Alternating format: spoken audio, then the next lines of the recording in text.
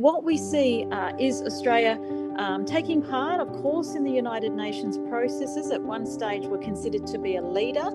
When we signed the Universal Declaration on Human Rights, at the same time, Indigenous people were considered legally second-class citizens, and children were able to be removed at whim for assimilation purposes.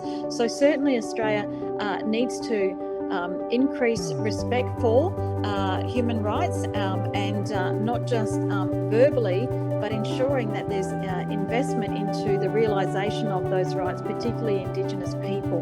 There certainly is, unfortunately, a level of hypocrisy in failing to do that properly to date. I have, along with many Indigenous people across the country, an expectation that we must see better from our governments. And particularly our federal government, we feel has more integrity to Indigenous people generally.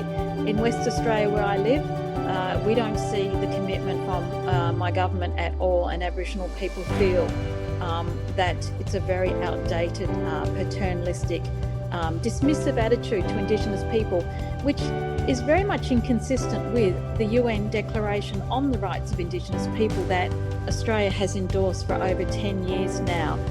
So we will continue to be strong advocates for human rights and to